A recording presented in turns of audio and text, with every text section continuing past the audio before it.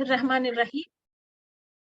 हमने ये आयत याद कर ये हदीस याद करनी है। अल्लाह सुबहान के रसूल सल्लल्लाहु अलैहि वसल्लम ने फरमाया, सल्लू कमा रअयतुमूनी उसल्ली।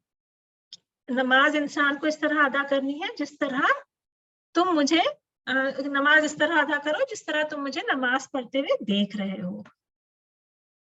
तो नमाज हमें अपने रसूल सल्लल्लाहु अलैहि वसल्लम की सुन्नत के जरिए सीखनी है। आज हम नमाज की फर्जियत पे इंशाल्लाह कुछ हदीस करेंगे और कुछ नियत के मसाइल। नमाज की फर्जियत, फजीलत और अहमियत। अबू हुरैरा रज़ियल्लाहु अन्हु रिवायत करते हैं कि रसूलुल्लाह सल्लल्लाहु अलैहि वसल्लम ने सहाबा से फरमाया, भला मुझे बताओ, अगर तुम्हारे दरवाजे के बाहर नहर हो, तुम इसमें हर रोज 5 बार नहाओ, क्या फिर भी जिस्म पर मैल बाकी रहेगा? सहाबा ने कहा, नहीं। आपने फरमाया, ये मिसाल 5 नमाजों की है, अल्लाह ताला इनके सबब गुनाहों को माफ कर देता है। तो नमाज जो है एक तरह से हमारी जरूरत है। अबू हुरैरा रज़ियल्लाहु अन्हु से रिवायत करते हैं कि रसूलुल्लाह सल्लल्लाहु अलैहि वसल्लम ने फरमाया, 5 नमाजें इन गुनाहों को जो इन नमाजों के दरमियान हुई मिटा देती है, और इसी तरह एक जुमा दूसरे जुमा तक के गुनाहों को मिटा देता है, जबकि कबीरा गुनाहों से इज्तिनाब किया गया हो। तो कबीरा गुनाह फिर कैसे खत्म होते हैं? एक नमाज से दूसरी नमाज के दरमियान का जो सगीरा गुनाह है, माइनर सिंस है, वो तो माफ हो जाते हैं नमाज से। कबीरा गुनाह फिर वो होते हैं कि अगर इन नमाजों के बीच में इंसान से कबीरा गुनाह भी हो गया है, तो फिर वो नमाज एक मौका होता है कि वो अल्लाह को याद करता है, फिर उसको ख्याल आता है कि वो अल्लाह के आगे खड़ा है, तो इंसान को फिर शर्मिंदगी होती है कि कैसे अल्लाह को हमने हुक्म नहीं माना। तो फिर इंसान क्या करता है? तौबा करता है, अल्लाह से माफी मांगता है, उस गुनाह को छोड़ने की लिए अपने दिल में अहद करता है, और फिर अल्लाह से दुआ करता है कि अल्लाह उसके इस गुनाह को माफ भी कर दे।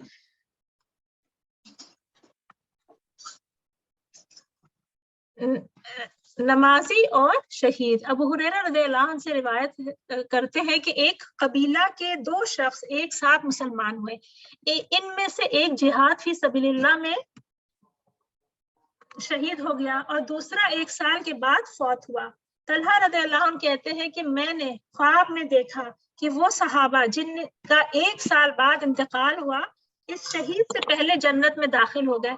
मुझे बड़ा ताज्जुब हुआ कि शहीद का रुतबा तो बहुत बुलंद है, इसलिए जन्नत में इससे पहले दाखिल होना चाहिए था। मैंने खुद ही रसूलुल्लाह सल्लल्लाहु अलैहि वसल्लम की खिदमत में अर्ज किया, यानी इस तकदीम और ताखीर की वजह पूछी, तो आप सल्लल्लाहु अलैहि वसल्लम ने फरमाया, जिस शख्स के बाद मैं इंतकाल हुआ, क्या तुम इसके नेकियां नहीं देखते किस कदर ज्यादा हो गई? क्या इसने एक रमजान के रोजे नहीं रखे और साल भर की फर्ज नमाजें की, 6000 और इतनी रकातें ज्यादा नहीं पढ़ी? इन नमाजों और रोजों की बरकत से वो जन्नत में पहले चला जाएगा।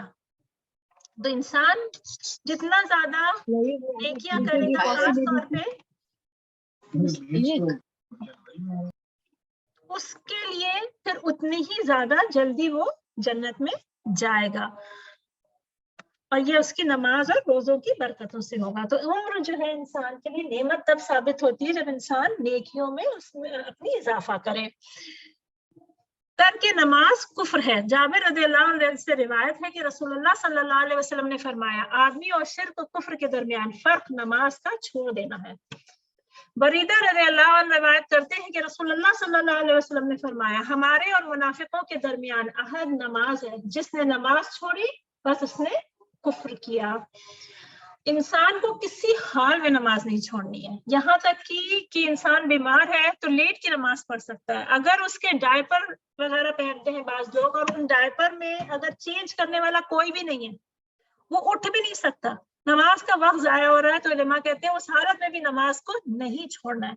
तो फिर हम सोचे कि हम वक्तन फवक्तन अपने छोटे बड़े कामों की वजह से नमाज कैसे छोड़ सकते हैं, और ऐसी मसरूफियतें जो इतनी जरूरी भी ना हो, तो फिर हमें हमेशा ये सोचना चाहिए कि अपने कामों को अपनी नमाजों के आगे ऑर्गेनाइज करें। जो टाइम मैनेजमेंट होता है वो बहुत बड़ा जरूरी है एक मोमिन के लिए, क्योंकि उसको अपनी जिंदगी का जो टाइम मैनेजमेंट है वो दिन की नमाजों के औकात से, बाजार जाना है तो दूर नमाजों के दरमियान जाना है, ऐसे ना जाए कि नमाज छूट जाए। कोई कहीं भी जाना है, किसी दोस्त के घर, किसी के यहाँ खाने पे, नमाजों को अपनी इस तरह मैनेज करना है कि नमाज ना छूटे।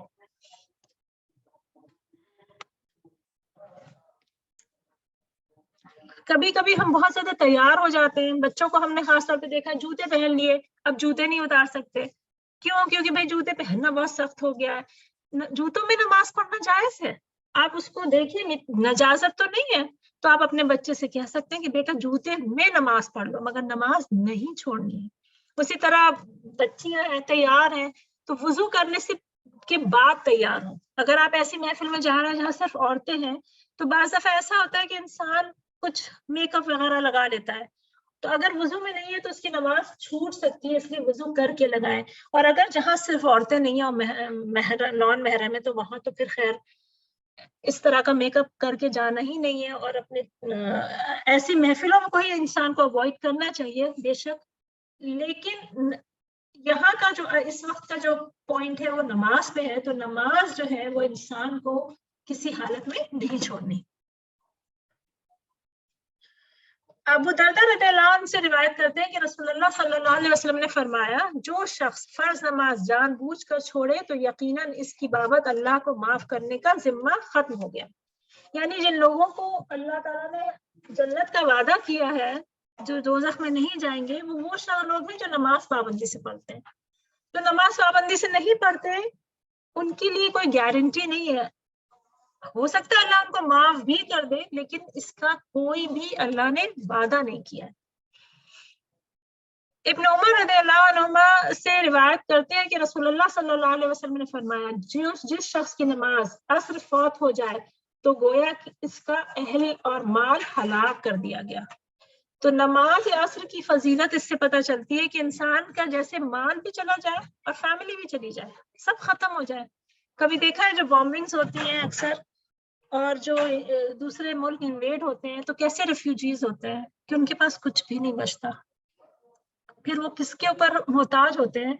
दूसरों लोगों पे मोहताज हो जाते हैं। तो इंसान अल्लाह का मोहताज है, और अल्लाह ने ही कहा है कि अगर नमाज असर फौत हो गई तो इस तरह जैसे कि इंसान ने सब कुछ खो दिया। अब अमाल की कबूलियत के लिए शर्त अव्वल है, तो नमाज की कबूलियत के लिए भी सबसे अव्वल शर्त वही है जो बाकी अमाल के लिए है, कि अल्लाह की जात के साथ शिर्क ना किया जाए। अल्लाह सुब्हानहू व तआला फरमाते हैं कि अल्लज़ीना आमनू व लम यल्बिसू ईमानहुम बिज़ुल्मिन उलाइका लहुमुल अम्नु व हुम मुहतदून। जो लोग ईमान लाए और इन्होंने अपने ईमान को जुल्म से आलूदा नहीं किया, तो ऐसे ही लोगों के लिए अमन है और यही लोग हिदायत याफ्ता हैं।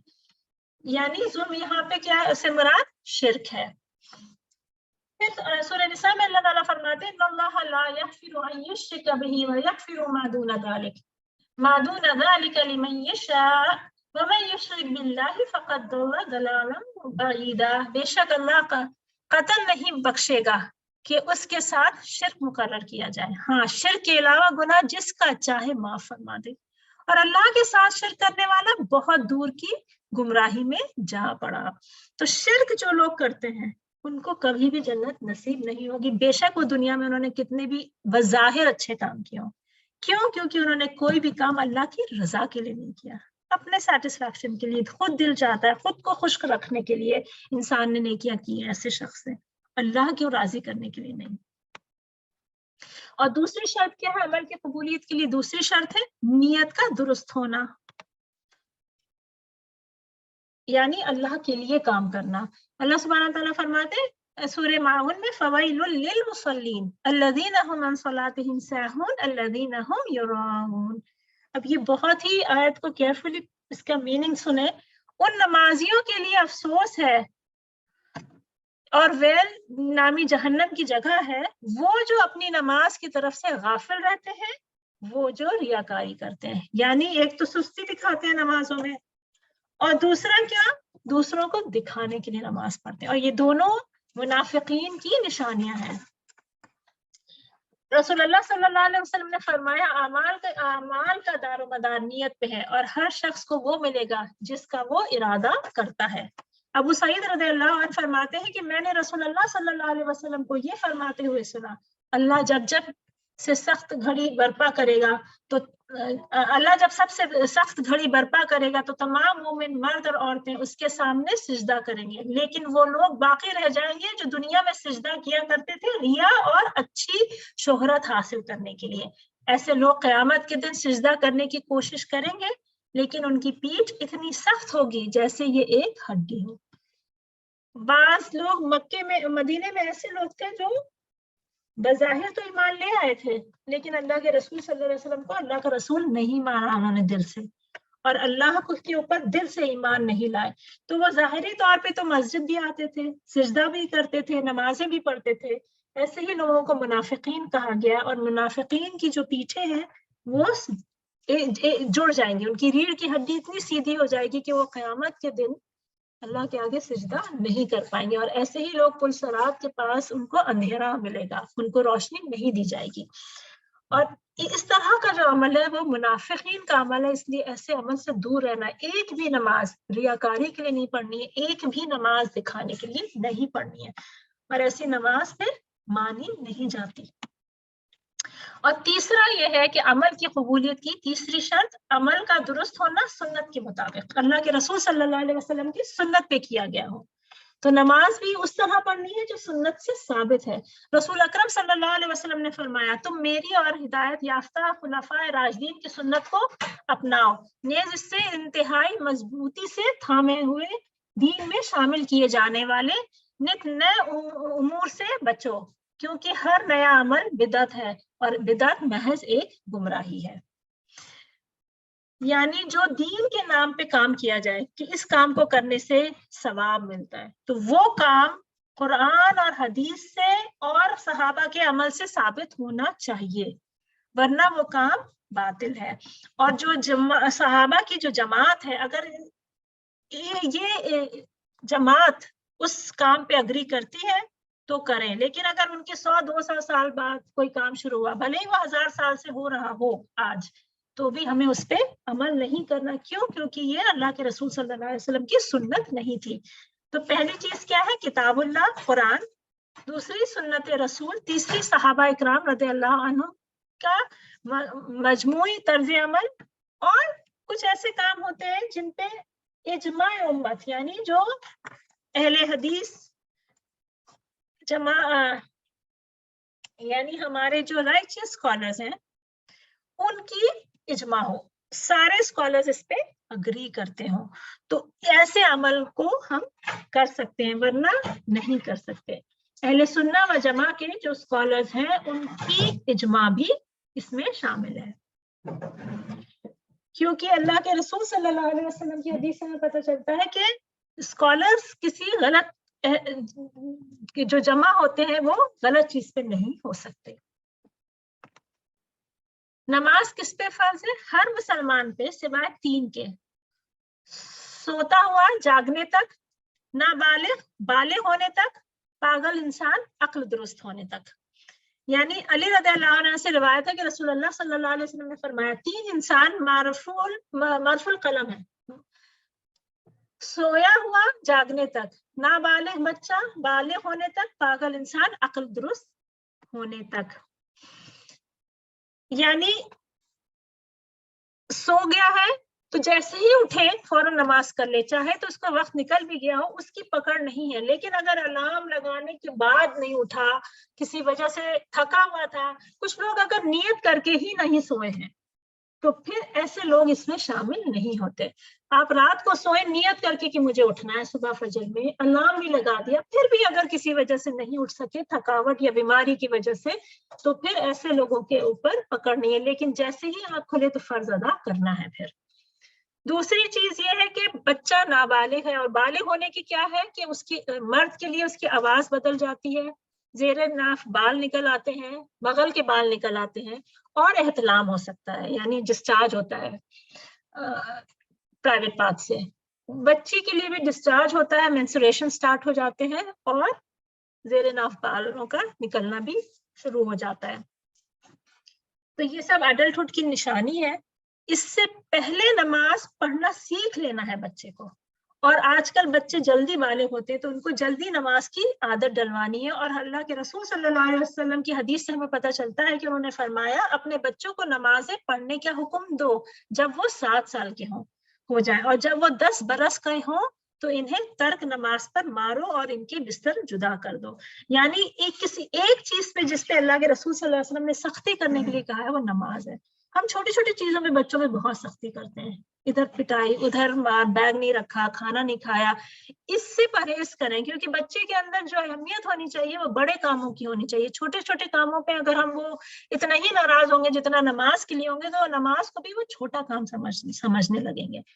تو نماز پہ 7 سال سے شروع کرنا ہے کام, کیونکہ بعض دفعہ بچے بہت جلدی بالغ ہو جاتے ہیں, اور 7 سال پہ اگر نماز ان کو پڑھنی ہے تو ان کو نماز کی ساری چیزیں یاد بھی کروانی ہے. سورہ فاتحہ سے لے کے باقی چیزیں جو نماز میں ان کو پڑھنی ہے ضروری, وہ ہمیں سے پہلے سے, بلکہ 5 سال یا 6 سال سے بچے کو نماز کی چیزیں حفظ کرانا شروع کر دینی چاہیے. 7 سال پہ وہ نماز پڑھنا شروع کرتا ہے لیکن سختی نہیں کرنی چاہیے, سمجھا کے, اور 10 سال پہ وہ 5 وقت کا نمازی پڑھنے کی اس کو سختی کرنی چاہیے. اور اگر بچی بڑی ہو گئی ہے تو اس کو بھی حجاب کا حکم دیں, بچہ بڑا ہو گیا تو اس کو بھی حجاب کا حکم دیں. اور لڑکا اور لڑکی دونوں کے لیے جو عورہ ہے وہ ایک اسپیسیفک عورہ ہے کہ اس سے زیادہ اس کو غیر محرم بچوں کے سامنے, ایون باپ کے سامنے بھی ایک احترام کے ساتھ آنے کے لڑکے اور لڑکی دونوں کو ہمیں اس عمر سے ہی سکھانا ہے تاکہ آگے جا کے عادت بنی رہنی چاہیے. انشاءاللہ ہم نیکسٹ ویک میں کریں گے اس کے آگے کی نماز کا. اگر اس پہ کوئی کوشچن ہے تو پلیز پوچھ لیں.